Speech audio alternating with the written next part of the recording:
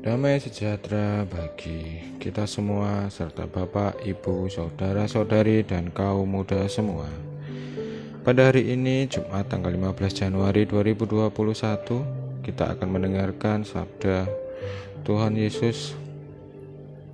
Dan sebelumnya perkenalkan saya Febri dari Paroki Roh Kudus Surabaya. Marilah berdoa. Dalam nama Bapa dan Putra dan Roh Kudus. Amin. Allah yang kasih, puji syukur atas cinta yang telah Engkau berikan kepada kami sampai hari ini.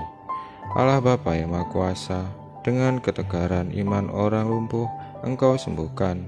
Sembuhkanlah kami pula dari kelumpuhan iman.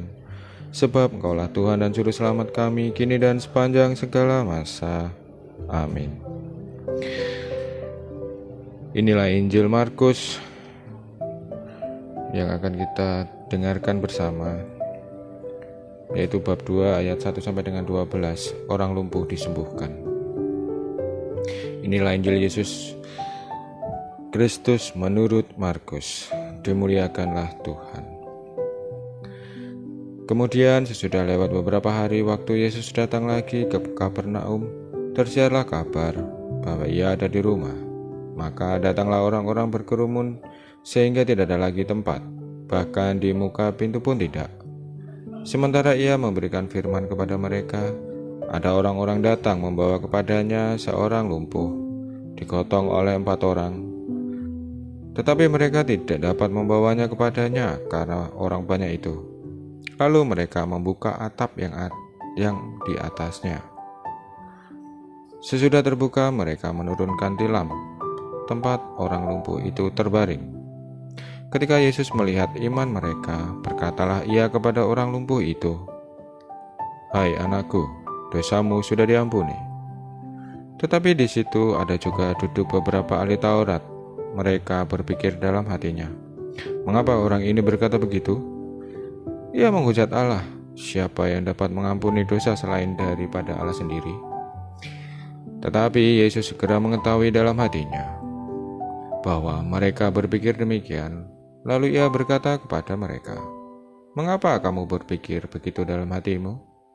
Manakah lebih mudah mengatakan kepada orang lumpuh ini, 'Dosamu sudah diampuni,' atau mengatakan, 'Bangunlah, angkatlah tilanmu dan berjalan'? Tetapi supaya kamu tahu bahwa di dunia ini Anak Manusia berkuasa mengampuni dosa."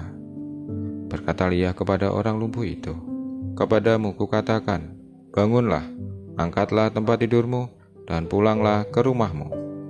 Dan orang itu pun bangun, segera mengangkat tempat tidurnya, dan pergi keluar di hadapan orang-orang itu.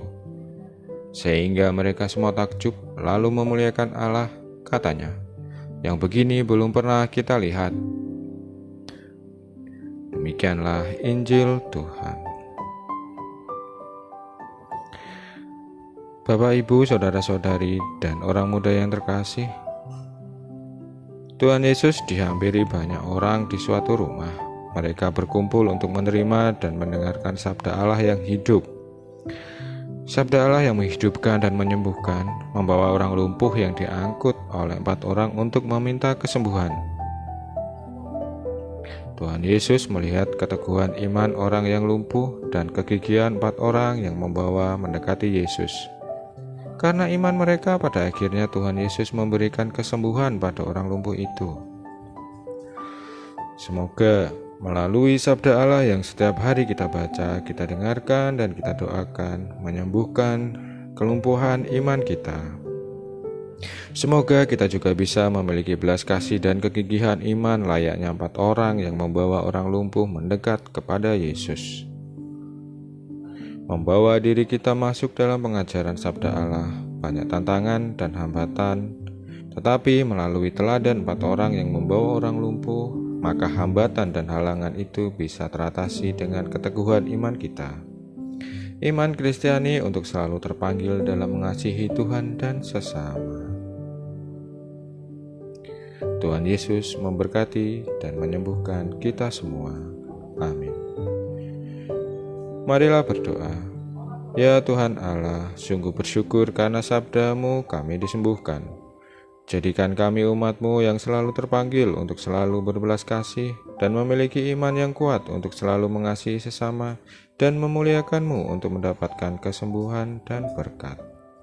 Amin. Dalam nama Bapa dan Putra dan Roh Kudus. Amin.